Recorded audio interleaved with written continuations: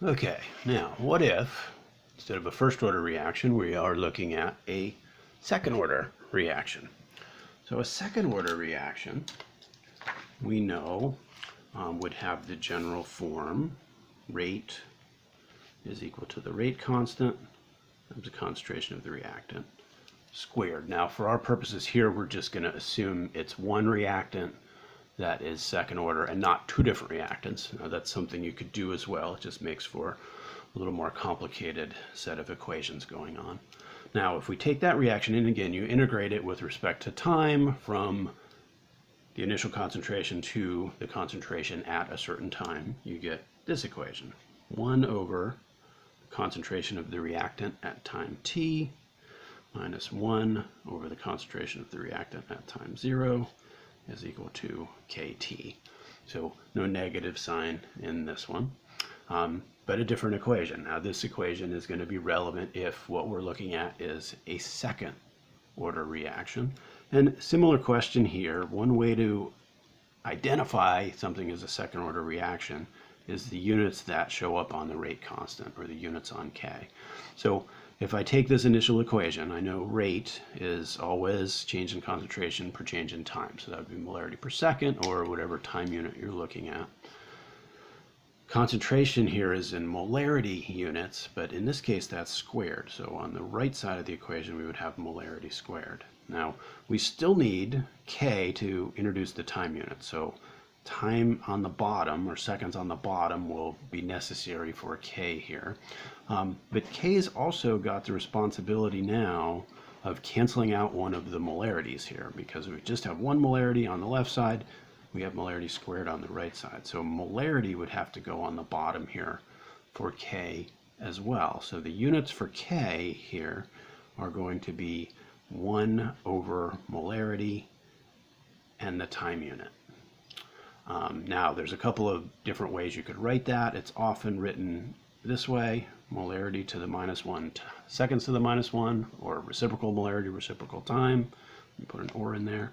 Now you can also break molarity up into moles and liters. So molarity, if it's in its regular form, is moles on top, liters on the bottom. Since this is inverted molarity, it would be liters on top, moles on the bottom. So you could write this set of units as liters per mole seconds, or again whatever time unit you have as well. And if you notice any of those units, that's an indication that what you're looking at is a second order reaction, which is what we see in the sample problem here. Right, we're given a rate constant for the reaction, 30 liters per mole minute. Right, those are consistent with second order reaction units on the rate constant. Here's our reaction. Hydrogen iodide is breaking apart here into hydrogen and iodide. Now this is not a simple decomposition. It's going to require the two hydrogen iodides to collide, something we'll talk about a little more when we talk about how rate law relates to mechanism. Calculate the concentration of hydrogen iodide after 12 minutes. So there's our concentration. Well, there's our time, 12 minutes. We want to calculate the concentration at that time. We're given the initial concentration. So again, once we have the equation and we've identified what type of reaction we're looking at, this is really just kind of a mathematical exercise of plugging in to the formula. So let's plug into our second order rate law. So the concentration at time t is what we want here. So let's call that x. So that would be 1 over x. Concentration at time 0 we're given is 0.010. And that is going to be equal to kT. K is 30 liters per mole minute. The time is 12 minutes. Right? So again, minutes, those are appropriate to cancel out. Although not all the units cancel out here, particularly with these equations, just remember that your concentrations are generally molarity unless something else was introduced in the problem. But we'll see an example like that here in a few minutes. So from there, this is a math problem. We just need to solve for x, right? And that will be the concentration at the time we're looking at. So if I start to simplify this mathematically, 1 over 0.01 would be 100. And 30 times 12 would be 360. If you add 100 to each side here. That would be 1 over x is equal to 460. So multiply both sides by x, divide both sides by 460. That would be x is equal to 1 over 460. Now if I plug that into my calculator, I can get a decimal value there. 1 divided by 460. So two significant figures based on just about every piece of information we had up above. X would be 2.2 times 10 to the minus third molar. Now again, we can kind of compare that to what our initial concentration was, because if the reaction is happening, the concentration should be going down, right? 0.01, that's basically 1 times 10 to the minus 2.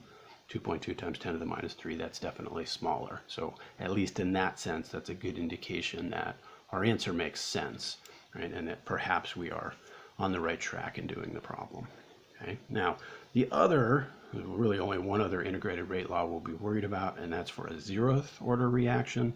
And for a 0th order reaction, the rate of the reaction would just be equal to K, right? So whatever that reactant is raised to the 0th power, we know that kind of cancels out and is equal to 1. So just rate is equal to K. If you integrate that equation, you get this integrated rate law. Take the initial concentration, subtract the concentration at time t, that's equal to K times T. So basically just subtracting out the concentrations. So I don't even have an example for this one. It's a very straightforward problem. Again though, sometimes the trick might be recognizing it's a 0th order reaction. So what would the units on K look like over here? We know that rate is molarity per second.